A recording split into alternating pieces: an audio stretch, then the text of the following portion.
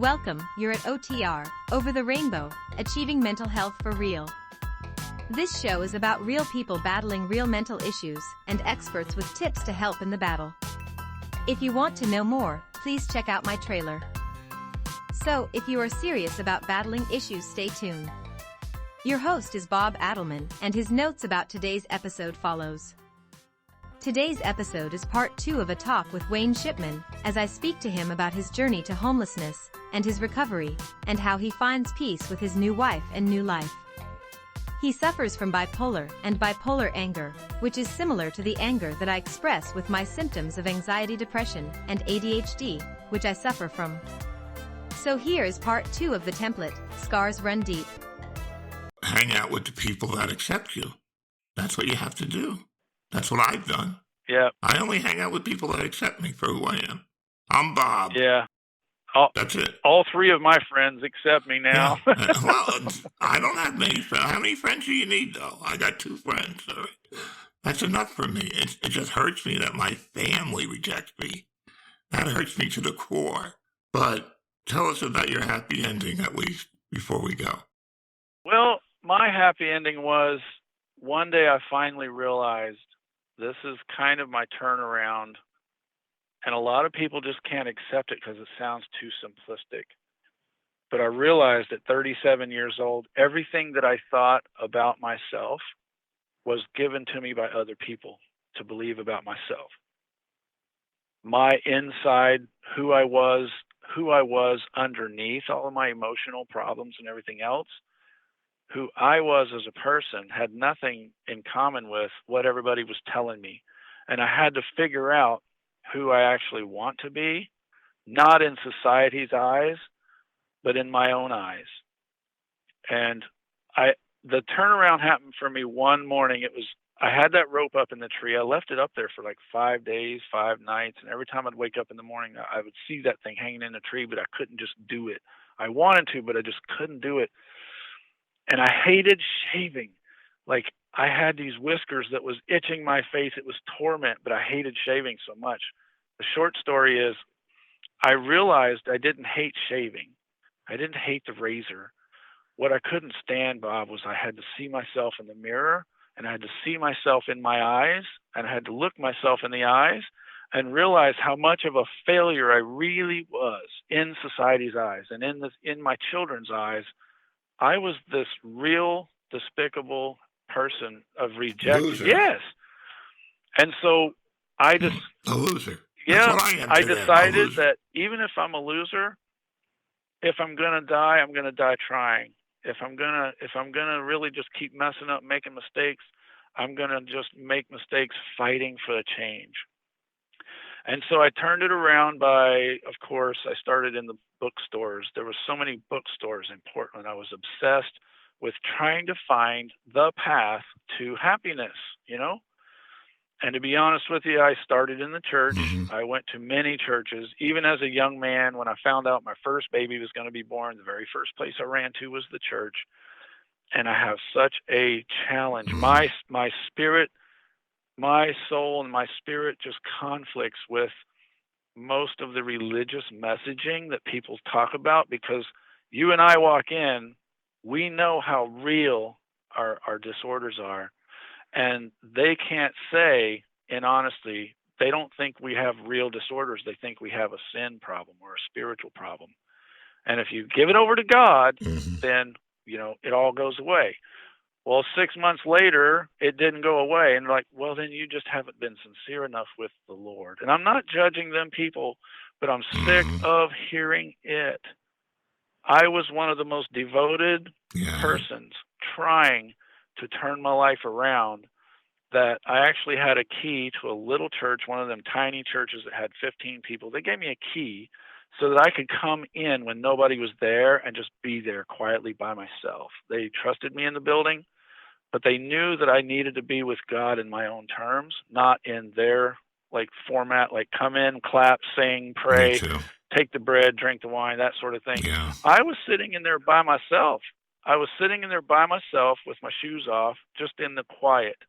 I wasn't saying anything. I was just there. And that sort of helped me understand what peace and quiet really is. And I'm telling this for a reason. I found myself when I got into a peace and quiet place because I no longer had everybody else telling me what I should think. Nobody was telling me what I should feel like. Nobody was telling me that, that's a convenient excuse. And I was able to just kind of hear my own self, what I really wanted to become and what I wanted to do with my life. And I spent 2 or 3 evenings for an hour for about 3 weeks doing that. Nobody was in there, just me. And out of that, I kind of found my inner voice. I found who I really wanted to become. And the word respectable kind of got stuck in my mind. Everybody was like, what do you want to be? Who do you want to become? You can be anything you want in America. I just want to be respectable. I want people to look at me and say, I respect you. I like you. Can you imagine that? I mean, that was my big dream in America, was just to be someone walk up to me and say, I really respect what you did for that guy today. I really like that. To be a normal person. You wanted to be normal. I just, we prefer to be invisible. I just wanted to be acknowledged as someone respectable. And so I went back to my roots and started hanging out with the homeless people, and I started really listening to their stories. And they had a lot of similarity. I've listened to, I don't know how many 100 people just sitting on a park bench or on a bus, letting somebody just tell me their story. They feel invisible. They feel rejected. They feel forgotten. That's it. Yeah. They feel forgotten. Mm-hmm. And to turn that back around means I had to find value in my own self-worth and my own appreciation for me as a person. Mm-hmm. And then I had to learn the skills to manage my moods. And that was like, oof. I've always been told that's impossible. Like, hard. You're not going to be able to manage that. You're out of control. And it's like, well, I need someone to tell me how. That's all. And it's not a step 3 process. It's a very long fight. It's a very long process. I'm not sure what your age is. I'm 53. I'm 63, but I feel like I'm 90. 63. Yeah. The mind never stops. The mind never sleeps. And it's always, while we're awake during the day, we have to listen to our own thoughts. And I've just had to curb my temptation of beating myself up because my children don't like me. And I've had to just make myself become more stable. I've had to learn skills to just learn how to be more stable as a person. So I'm a semi-truck driver now, and that's just kind of a longer story. But I ended up going through truck driver training school and getting out here in the real world. And my story is far from over. I do not, I haven't walked away from the bipolar disorder and all of that. I've learned to manage myself, but these triggers are momentary impulsive triggers that happen. People cut me off. People follow each other at 80 miles an hour. These people are tailgating each other with road rage. And they fly past me, and it makes me jerk to the right or jerk to the left, and I almost ran somebody off the road, or I hit my brakes a little too hard, and I almost turned my truck over. I almost get killed because somebody else is acting stupid. Then my brain starts the bipolar thing, and then 5 minutes later, I stop to get fuel, and some guy walks by and just kind of looks at me. He doesn't mean anything, but he looks at me, and I'm standing there with my fist clenched like, what are you looking at? What are you looking at? And that's the bipolar anger. And I have to realize the symptoms. I have to sense when it's happening, and I have to force myself to just keep calm. Remember I want to be happy today. I don't want to conflict with anybody. And I got to keep coming back to my skills. But the skills are hard to learn, man. When you got ADHD, I was looking on YouTube, of course, about, Bob, I'm not exaggerating. I probably watched in 2 days' time after us talking, I've probably seen 15 different documentary videos about ADHD. And they all say the same thing.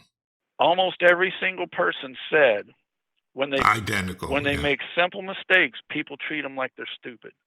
It's not like you made a simple mistake. It's like, you're stupid. You're stupid. Most of them say they're treated as if they're not intelligent. They're treated and disrespected and treated as a clown. My last job, the guy actually called me a clown. He goes, "Here comes Bob the clown. Bob the clown is coming," because I have a sense of humor and I'm open No, you can't have that. You have to have a fake persona all the time. You have to be somebody else all the time. That's what our society wants from us. And that's why we're fucked up. You know, America is number 3 in mental illness. Number 3 Number in 3. mental illness. Yeah. And it's not stopping. I mean, I listen to the other podcasts, and they're not doing anything. I mean, they're just talking. I mean, we have to get together. We got to get together as a group and fight this thing. We're being oppressed as a group of ADHDers. We are oppressed. There's no other way to put it. And we have to do something about it.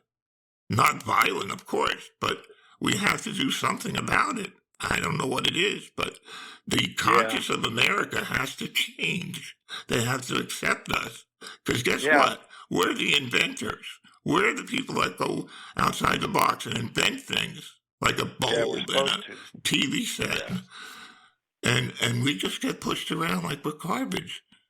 And Einstein had it. I remember you said, in particular, you grew up in a family of really intelligent people, like your mom, your dad, your brother. Yes. They were all just like pretty smart. They were pretty on the go. And you were the one that was kind of clumsy and had a hard time. And they made you feel stupid, like even in public. They were just like, don't mind him. He's just dumb. He's just stupid. And I couldn't talk on the table. I wasn't allowed to talk. And I developed the talking. I developed the talking problem. I was like, every time I talked, I was afraid somebody was going to cut me off. To this day, I'm afraid people will cut me off. And you know, when I do talk, sometimes it doesn't come out right. But they had no patience for me. I was, the youngest, and he doesn't know anything. I remember one time I was trying to help my brother he was putting in a light, and he was doing something wrong. And I told him, and he exploded. He's like, you don't know anything. I don't tell me what to do. I'm doing it myself. Stay out of it. Yeah. And he'll just randomly go, Bob, do this. Go and take that calendar off the wall. I'm like, who are you? Yeah. Who are you to tell me to take the calendar off the wall? The problem is, I need to stand up to them when they do that, and it's so hard to stand up to people like that. It's difficult. Yeah. Oh yeah. Well, you said you're 63 years old now, and that's what was happening to you as a boy at the dinner table. And, we always have a hard time putting a language to the things that happened to us back then that set us up in our patterns of thinking today. Because most people, they just say, no, dude, that was so long ago, that shouldn't even be an issue. Like, get over it. You should have grew out of it by now. Well, you know what? It is an issue. It has an effect. And the things I saw what my mother was doing, like I was trying to tell you, is usually when I start talking about that, I get the silence treatment, and I kind of get people look down at me across their nose. They're like, oh, so you're just blaming your mother. Good boy. Good boy. You want a cookie? You're blaming your mother. Well, dude, I lived with my mother for 18 and a half years, and she had a very detrimental effect on me as an adult, because when I became an adult, it wasn't just the Tooth Fairy and Santa Claus. It was everything in this world. She had a perception that was odd about everything. And so when I came out into the world, you talk about having a problem making friends as teenagers and dating girls as an adult. They just 2 or 3 conversations with me, and they just would not respond anymore. They wouldn't answer the phone anymore.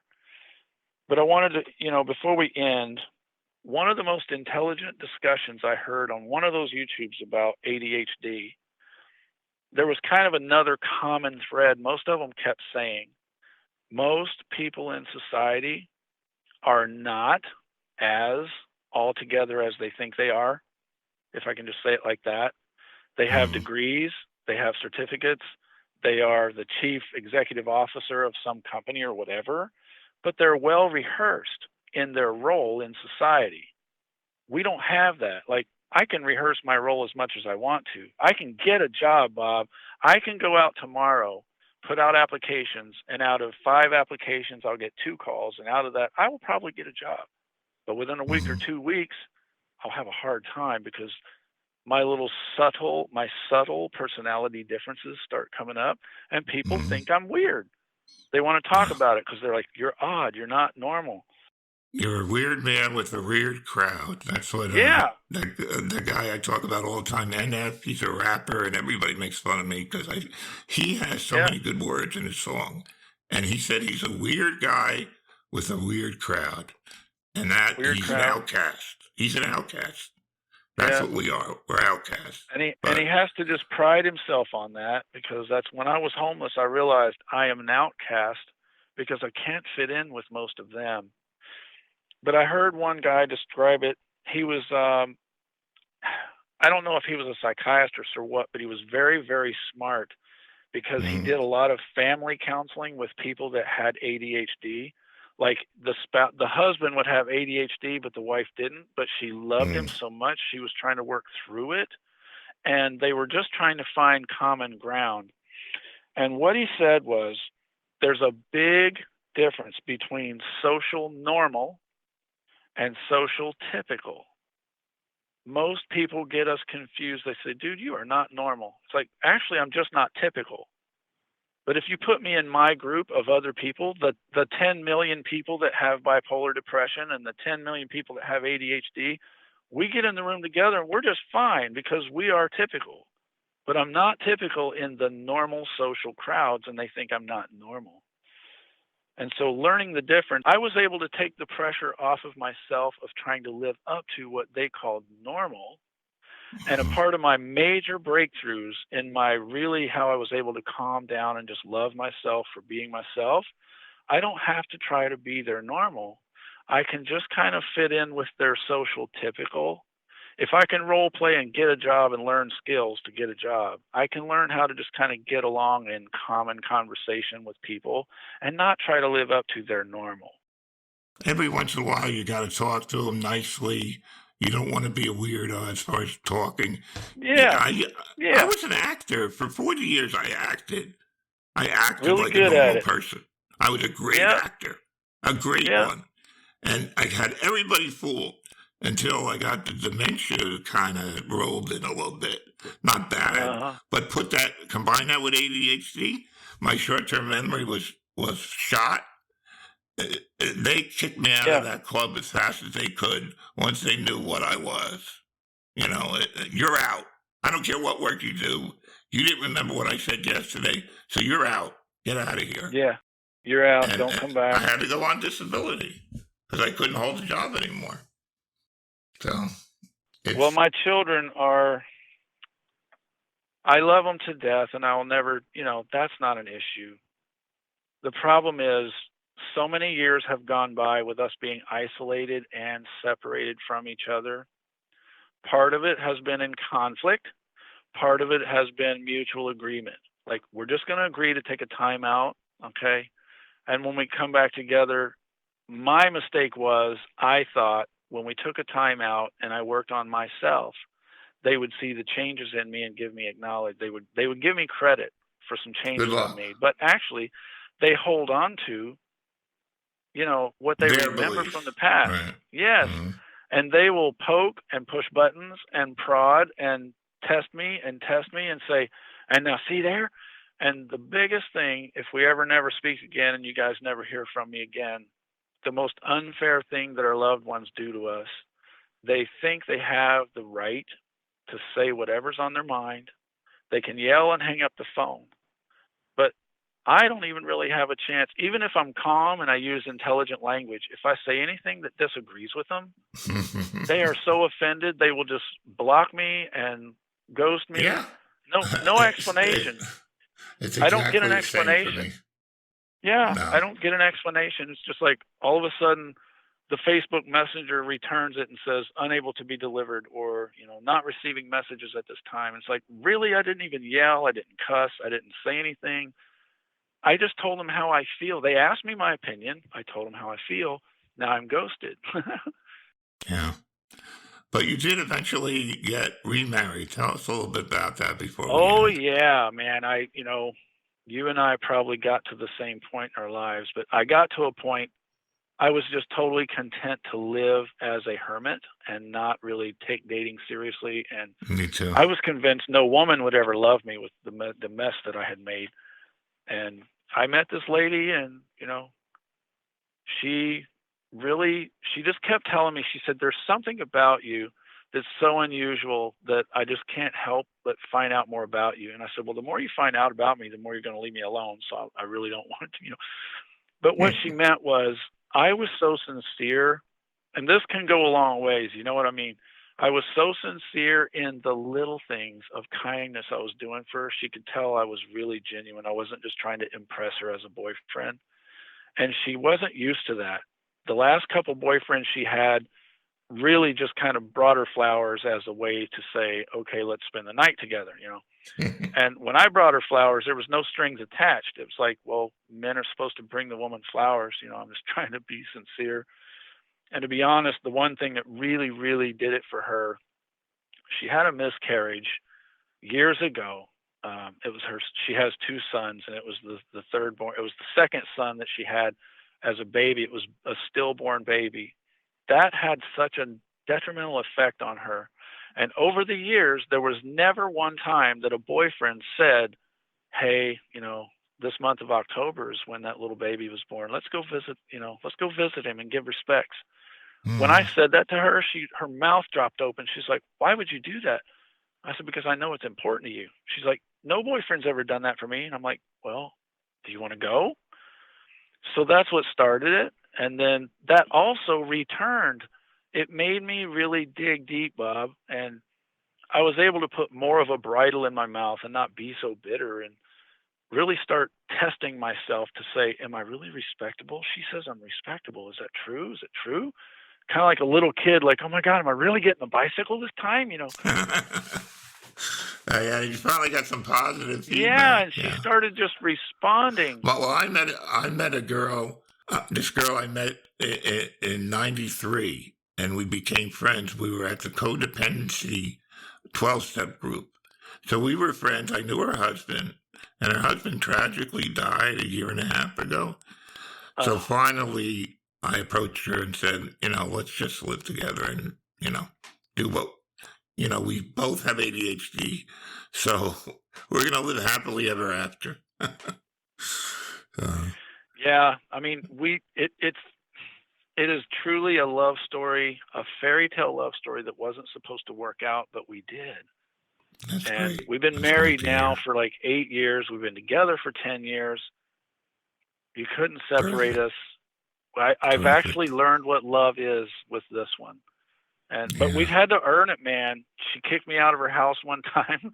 I just got to where I was just so negative. My stuff kind of came back, Yeah. I was so negative. She couldn't stand to be around me. It was just that same way. And I'm like, well, whatever, I'm feeling it. I'm here, so deal with it. And she was like, no, not deal with it.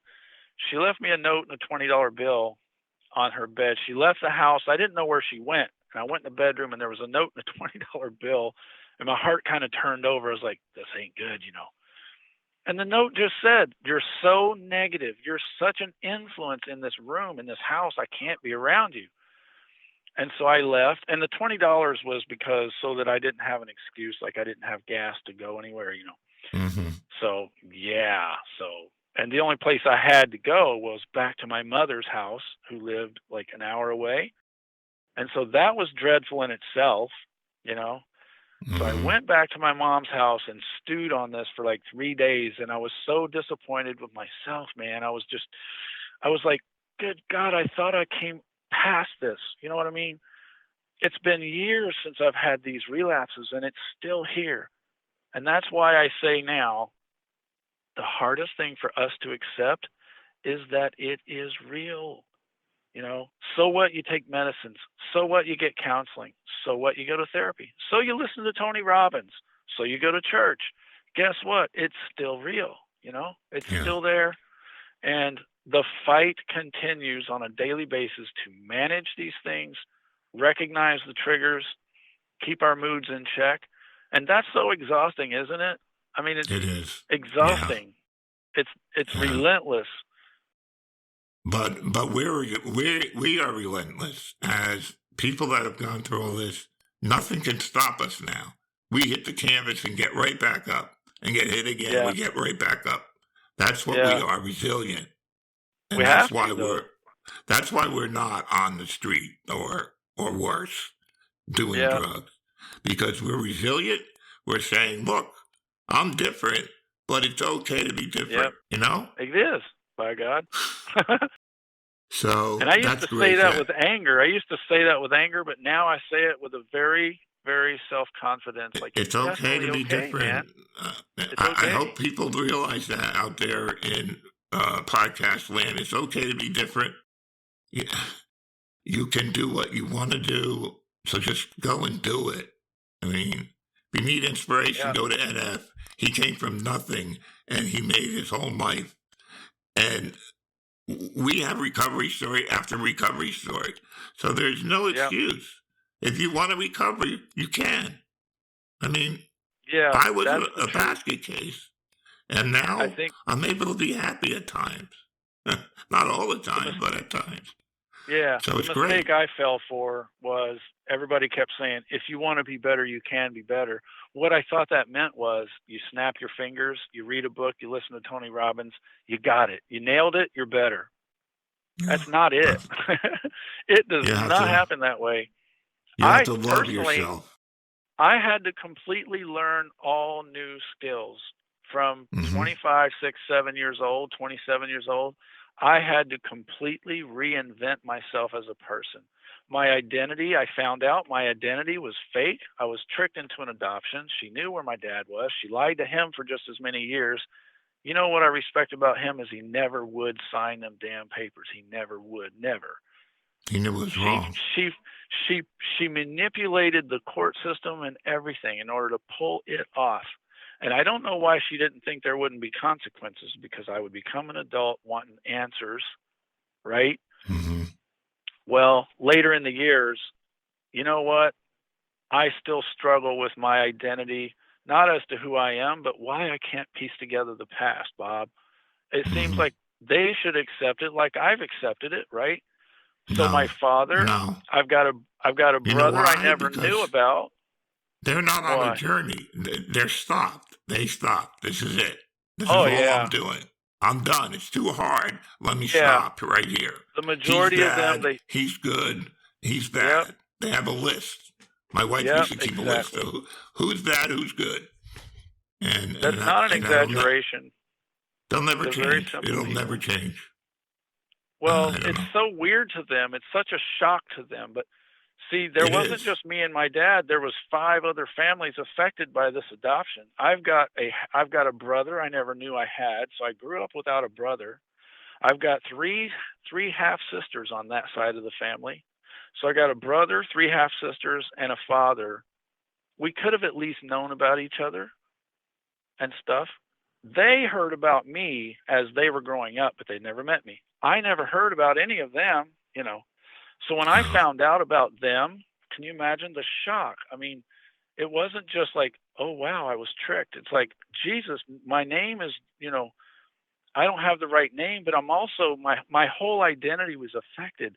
And that's why at that time I had like minor depression problems. I had some anger management issues. I was confused. Probably.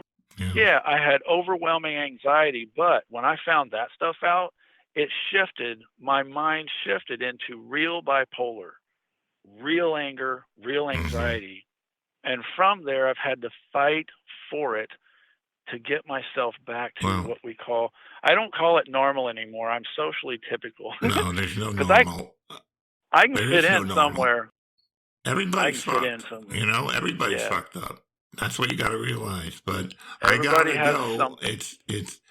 I wish we could talk all night, but people get bored after a while, I guess. Yeah, I know. Yeah. I mean, you were a tremendous guest. I really appreciate you taking the time out to send out a message of hope that we can recover, we can get better, and you know, let's continue doing it. I support you in 100%.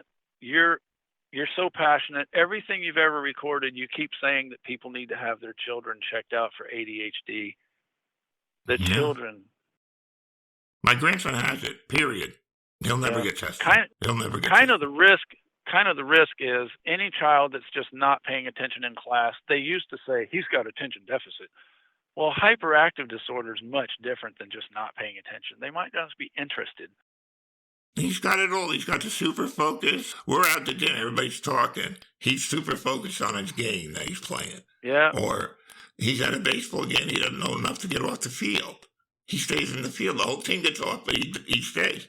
Those things are ADHD related, and I don't know. Yeah. I hope that it's so critical, man. Yeah. It's like saving someone's life, Bob. If they can catch it early enough, it's like saving someone's life. Oh yeah, saving a miserable life from being a miserable life, and that's from a miserable life. That's what I'm trying to teach people, that they can recover, they can get better, and they don't have to take the shit anymore. They don't have to be bullied around anymore. They don't have to be called a clown. But you don't have to quarrel with this guy. Just ignore him. If he says you're a clown, ignore him or go to your boss. Whatever it takes. You got to stop feeling bad that you're different. You have to accept that you're different and that you're an outcast and you have a weird crowd. You're a weird guy in a weird crowd. And that's the end of it. And that's all right. You go on YouTube. There's 100 videos where the guy said, you know what, my family has a problem with this. My family has a problem with this. What are we going to do? They have a problem. I can't handle it. They can't handle it. Well, America, we have to learn to handle it. We handled COVID. Now we got to handle mental illness. Isn't that something? Before COVID. We can handle this. We can handle this airborne bacteria, this virus that killed tens of thousands of people, but it's really hard for us to just handle someone saying you're odd. Like, you're different. Okay, whatever, be different. Yeah.